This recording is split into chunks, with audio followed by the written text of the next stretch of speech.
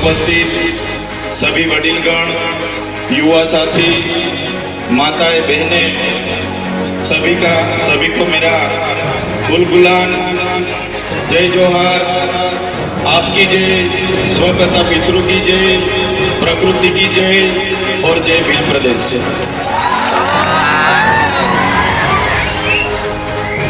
साथियों,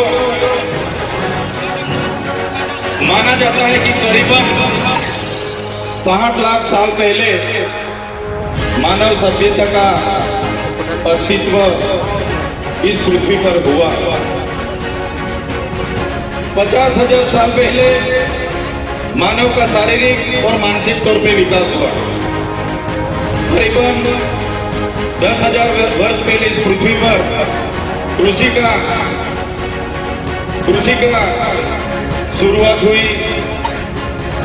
जब से कृषि की शुरुआत हुई, तब से नई नई राजनीतिक गतिविधियां की भी शुरुआत हुई। आदिवासी समाज की जीवन खूब सरल और संवेदनशील था। साथ ही प्रकृति पूजक और प्रकृति मूल्यों पर चलने वाला था। सहकार पर टिका हुआ था। खुद आदिवासी समाज स्वायत्तता, स्वतंत्रता और स्वावलंबन था। जैसे जैसे समय बढ़ता गया, जैसे बाहर के लोगों ने यहाँ आना शुरू कर दिया, जैसे बाहर से आर्य आए, शक आए, होण आए, और यहाँ जो आदिवासी बसा हुआ था, मूल मालिक था, यहाँ की संपत्ति पर कब्जा जमाने के हेतु उन्होंने यहाँ जो सरदार थे, हमारे छोटे मोटे कस्बे कबीला के सरदार थे, राजा थे, रजवाड़े थे, उन आदिवासी राजाओं के साथ संघर्ष हुआ।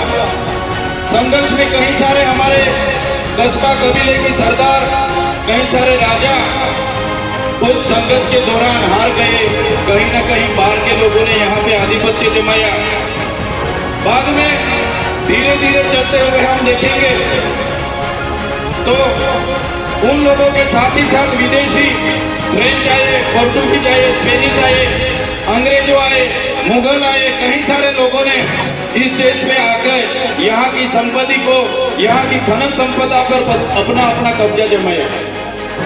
ऐसे ही चलता रहा। जो आदिवासी अपने प्रकृति पूजा, स्वावलंबन, स्वतंत्र, स्वायत्त, खुद की कमी, खूब कम चीजों पर अपना जीवन जी रहा था, उस आदिवासी को कहीं न कहीं इस संघर्ष में उतरना पड़ा और कहीं न कहीं अपनी प्रकृति से, अपनी संस्कृति से, अपनी समाज से उसको बिछड़ना पड़ा। साथियों, हम सब जानते हैं कि जब यहाँ पे पूरे विश्व पे अंग्रेजों का शासन था, 50% अंग्रेजों का पूरे विश्व पे शासन था, तब मेवाड़ में राणा पूंजा भील, राजस्थान के हल्दी घाटी में हल्दी बाई, वैसे ही मध्य प्रदेश में जीतू, मध्य प्रदेश में टट्टिया भील, जैसे अनेक लोगों ने अंग्रेजों के खिलाफ बड़ पोकारा था। जैसे महाराष्ट्र की बात करें, खाद्य नायक, उमिया नायक, यहाँ के जितने भी उस समय के क्रांतिवीर थे, अंग्रेजों के खिलाफ अपनी अपनी लड़ाई लड़ रहे थे। हमारे गुजरात की बात करें, कोटला मेहता, केसरी सिंह जैसे लोग वहां भी क्रांति कर रहे थे। ऐसे ही सभी लोगों ने क्रांति की, अपनी अपनी जगह पे जितना हो सके उतनी क्रांति की। जैसे कि मानगढ़ धाम की बात आती है, गुरु गोविंद जी की आगुवाई में वहाँ सम सभा मिली और 1913 में हत्याकांड हुआ। 1500 भी ज्यादा लोग यहाँ वहाँ शहीद हो गए। इतनी सारी देश की आजादी में हमारे लोगों का योगदान रहा। देश आजाद हुआ 1947 में। देश आजाद होने के बाद तब तो माना जाता था कि देश आजाद हो गया, लेकिन जो लोकतांत्रिक सरकारें इस देश में शासन पे आई तो अंग्रेजों की जो भी कानून व्यवस्था थी वही कानून नीतियां चलती रही। तो साथियों, देश तो पूरा आजाद हो गया, लेकिन फिर भी आदिवासी समाज आज भी अब खुद गुलामी महसूस कर रहा है। अब और हम सब जानते हैं, कई सारी पार्टियां बनी, कई सारे धर्म संप्रदाय आए, कई सारे संगठन बने, लेकिन अपनी अपनी संख्या बढ़ाने के अलावा किसी ने भी कुछ नहीं किया। सबसे बदतर परिस्थिति इस देश में कोई किसी की होगी तो हमारे आदिवासी समाज, जो मूल निवासी समाज बोला जाता है, मूल मालिक समाज बोला जाता है, इस समाज की इस देश में हुई है। साथियों, जब इस देश में विकास की बात आई, जब इस देश में बड़े बड़े बांध बनने लगे, खोदान होने लगे, बड़े बड़े कारखाने बनने लगे, रोड बनने लगे, नहरें बनने लगी, रेलवे बनने लगा, सरकारी आवास बनने लगे, तब सबसे ज्यादा किसी को विस्थापित किया होगा तो भारत देश में आदिवासियों को विस्थापित किया। आज भारत देश का 1,40,00,000 लोग आज विस्थापित हुए हैं। खुद प्रकृति के साथ जीते थे, अपनी संस्कृति थी, अपनी समाज के साथ रहते थे, फिर भी आज 1,40,00,000 लोग अपने समाज से छिन्न भिन्न हो गए। आज मूल मालिक की परिस्थिति कैसी हो गई है?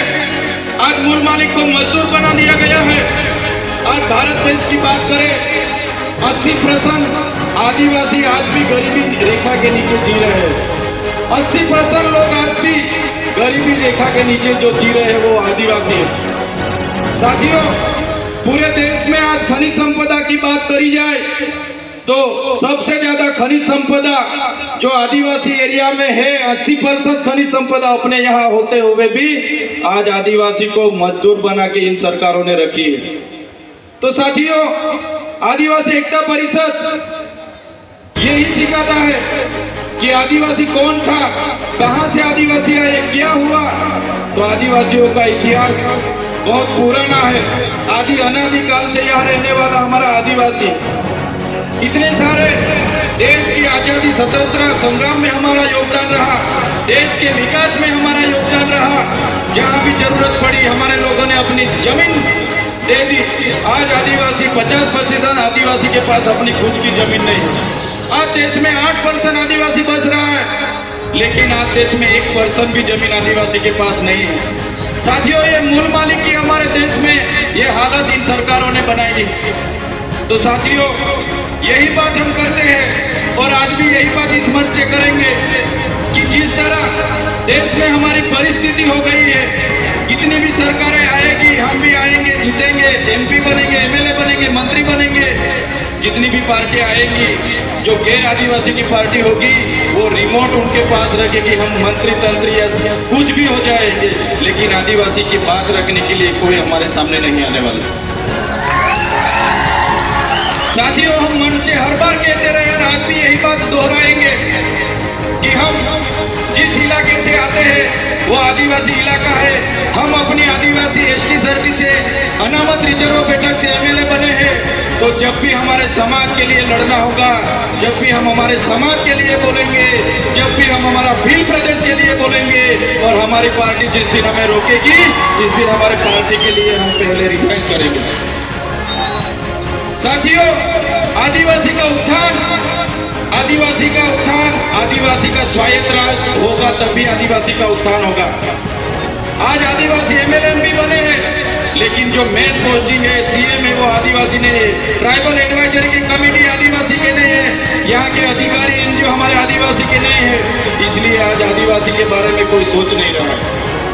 साथियों, आजादी के 78 साल हो गए। आज सरकार अमृतकाल मना रही है, अमृत महोत्सव मना रही है। आज सरकार कह रही है कि विकास हो गया, विकास हो गया, विकास हो गया। ऊंची ऊंची प्रतिमा बना देने से, बड़े बड़े बिल्डिंग बना देने से, बड़े बड़े बांध बना देने से, अच्छे अच्छे रोड बना देने से आदिवासियों का विकास नहीं होगा। आदिवासियों का विकास तब होगा जब आदिवासियों का स्वशासन आएगा, जड़ जंगल जमीन और खनिज संपदा पर आदिवासियों का अधिकार होगा, अनुसूची 5 लागू होगी, पैसा 1 लागू होगा, सीएम आदिवासी होगा, ट्राइबल एडवाइजरी कमेटी का आदिवासी होगा, तब आदिवासी का विकास होगा। आजादी के 78 वर्ष के बाद भी आज हम लोग हमारे एरिया में टीचर के लिए आंदोलन कर रहे हैं, सड़क के लिए आंदोलन कर रहे हैं, डॉक्टर के लिए आंदोलन कर रहे हैं, रोड रास्ते के लिए आंदोलन कर रहे हैं, पीने का पानी के लिए आंदोलन कर रहे हैं। तो कब तक आंदोलन करते रहेंगे? कब तक धरना देते रहेंगे, कब तक लड़ेंगे, जीतेंगे, जिंदाबाद मुर्दाबाद करते रहेंगे। साथियों, अभी किसी भी तरह की जिंदाबाद मुर्दाबाद करने के लिए हम तैयार नहीं है। अगर सरकार हमारा विकास करना नहीं चाहती, आने वाले दिनों में हम भील प्रदेश बना के रहेंगे। जो